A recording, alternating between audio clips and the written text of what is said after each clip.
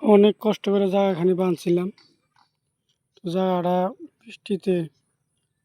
বৃষ্টিতে ভাঙ্গা চুরা সব নিয়ে গেছে।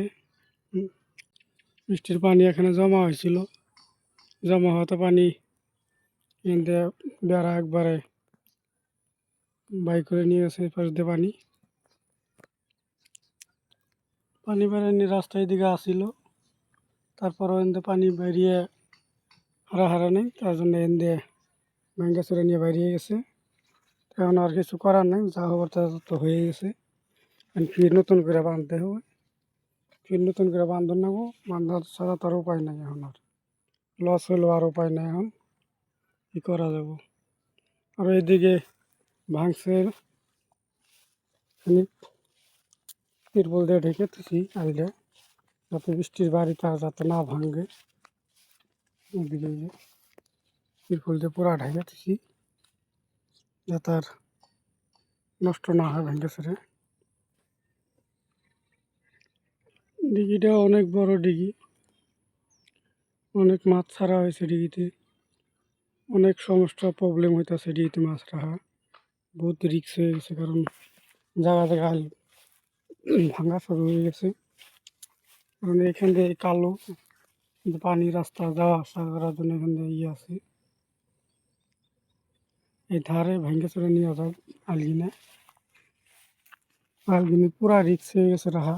আমি দুই পাশে বেড়া দিছি, দেয়ালটা রাখার চেষ্টা করতেছি, তারপরও রাখতে পারতাছি না। অনেক টাকা আমাদের লস হয়ে গেছে। লস হলেও উপায় নেই, লসের দিকে দেখলে তো কাম হবে না।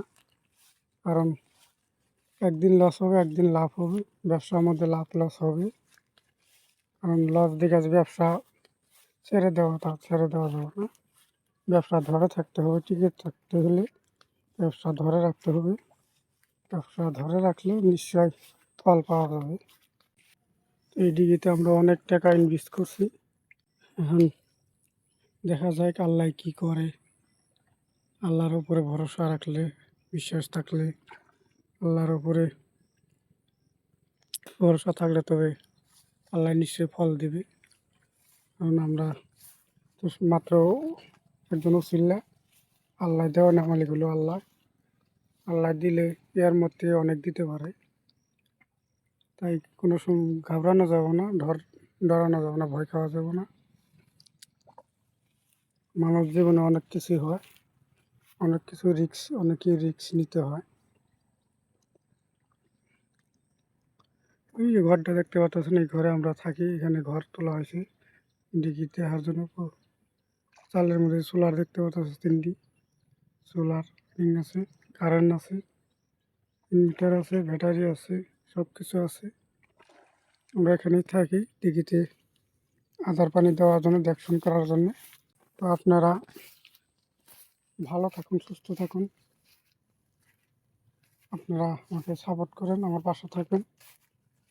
আর আপনারা একটু দোয়া করেন যাতে আমার ডিগিটা সই সালামত ভালোভাবে টিকে থাকে, আর যাতে ভাঙচুর না হয়, ক্ষতি যাতে না হয়। ভালো থাকুন, সুস্থ থাকুন।